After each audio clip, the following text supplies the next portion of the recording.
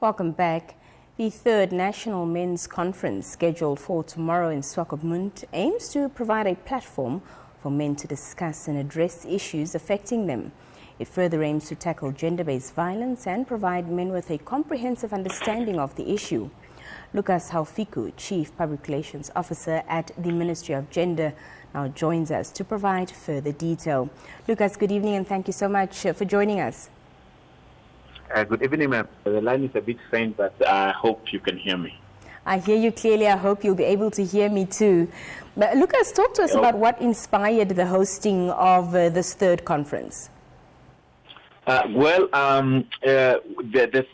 conference is actually inspired by the first two conferences that we had. The first one was held in Shana region, and we attracted around about 300 men because it was the first one.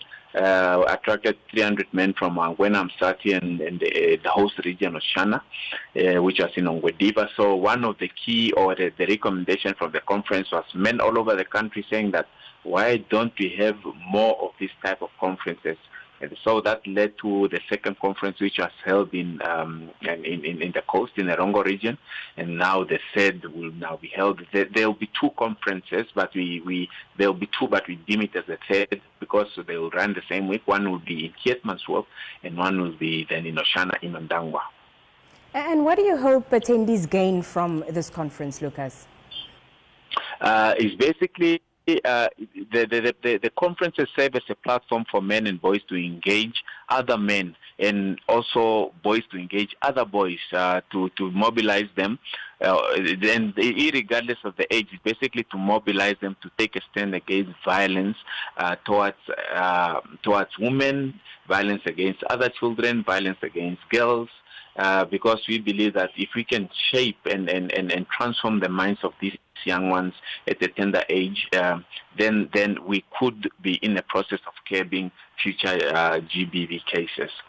Mm-hmm. In addition, it's also to raise awareness on legal frameworks or laws that are meant to restrain gender-based violence and other laws that protect the rights of men. And it's also to equip them with skills and to encourage them, basically to encourage them to be willing actors or participants to stand up against gender-based violence. That's making them advocates in their communities, in their villages, and just stand up for issues that are especially perpetrated against men. But the tables is also turning. It's also not just violence perpetrated against women and girls, but also violence against self. So it's basically to change or to come against harmful cultural norms and behaviors that may have been acquired from a young age, and people are now using them to stereotype against either their partners, either their other male counterparts. And then we are now saying that we need to change this because it becomes it has an intergenerational impact. Mm-hmm, mm-hmm. Lukas, what do you believe are the biggest challenges men face today as the theme is zero male suicide and promoting positive masculinity? Yes. As I've just alluded to, there's just many cultural norms that we have grown up with as men. Or for instance, boys don't cry or men don't cry, and a boy grows up with this anger. He really doesn't know, because crying becomes an expression of really showing keeping in touch with your emotions. If it hurts, then it's a generation that if it hurts, you can cry.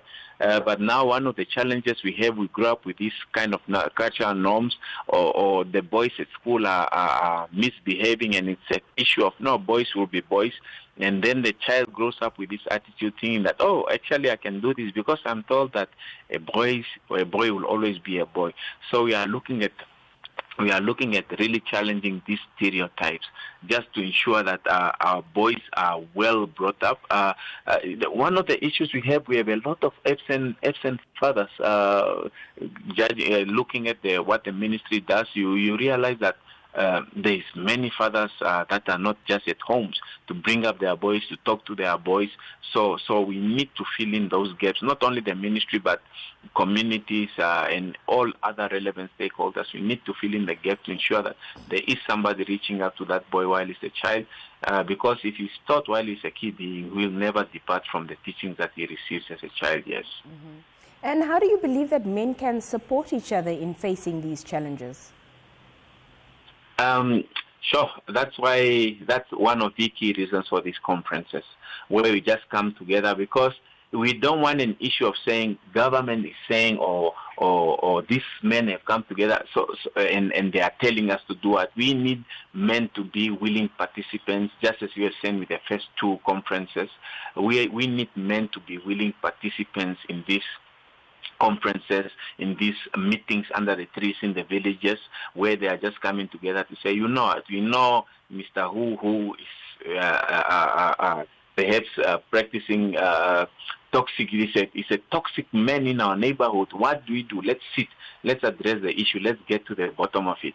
But if we don't all engage and be participants, a family member who know is abusive or is very toxic in the family, we sit him down, we speak with him. So these things we need to tweak. We can only do it when we come, all of us, to the table and say, okay, how do we bring an end to either GBV or suicide, the men taking their own lives, sometimes taking the life of their partners. We need to sit and really tweak what is going on in our minds. Mm-hmm, mm-hmm. Of course, Lukas, today men are still considered leaders within society. They're considered leaders in their homes. What do you think are the most important qualities for a leader to have? We need to be ourselves. We need to. There's really, I'm speaking as a man, there's really a lot of pressure that comes out against us. So, but if we really lock ourselves up in our cocoons and saying that it's actually just me, I can handle it, the pressure really gets to one sometimes. So if we can really just try to be open with ourselves and be open, there's so many services that, for instance, the ministry is offering, and the Ministry of Health, which is mandated to see the elders, is offering these services, is free of charge services, and the moment we put ourselves in a place where we say that if I go to these services, I'll be seen as a weak man, that's then a big problem that one is having. So we need to go to these services, let's make use of them, and just go and let us be probed a bit, and just to find out what's happening in our minds. Sometimes it's childhood traumas, and if they are not dealt with, they can come out as negative, and they can lead to very serious consequences. You have a few keynote speakers lined up for the event. Who are they, and what will they be touching on? We'll be having, I wouldn't want to really spoil that surprise, but we'll be having keynote speakers. We have Mr. Kakashululu, who's one of the advocates with a women ward. He's been one of the key advocate people in Namibia who really stand up for the rights of men and women. He's coming from a law background. Mr. Benson Matali is one of the directors in the Ministry of Gender. We got Mr. James from Men Engage, Regain Trust, where they are really just coming up, joining people also from local leaders from Keetmanshoop, who just really want to pour their hearts out and speak to their communities. Fantastic. Just lastly, Lukas, where will it be taking place? When does it start? And what does it cost for one to attend? It will be in Keetmanshoop. It's a free of charge. We are charging nothing for it. So all men, we are really urging you in that area to come. In the north, we have seen men come as far as Shikoto to attend the conference. So really, people in ROUNDUP and all these other close by places, do come. Let's sit around the fire. Let's talk, or around those halls, and let's just talk and get to the bottom of some of these issues that are plaguing or that are eating us up. So it's in Keetmanshoop on the 23rd of November, and then it will be in Ondangwa, Shana region, on the 1st of December. Maybe just to mention that it will coincide with the 16 days of violence against gender-based, 16 days of activism against gender-based violence, which starts on the 25th of November, and it runs for 16 days, which then brings it to a close on the 10th of December. Also to note that on the 19th of November, there is the International Men's Day, which runs for about 48 hours. So basically, with this month, we just really want to concentrate on the men. And as it says, it's zero male suicide, promoting positive masculinity. So let us go out there and learn perhaps a thing or two, how we can promote positive masculinity and not toxic in our environments, in our homes, and better help shape a better Namibia. Mr. Lukas Haufiku, thank you so much for your time, and thank you for joining us. Thank you too, ma'am. Have a good evening. That was Lukas Haufiku, the Chief Public Relations Officer at the Ministry of Gender, speaking to us there on the line on the 3rd National Men's Conference that will be underway. When we come back, more conversation. Stay with us.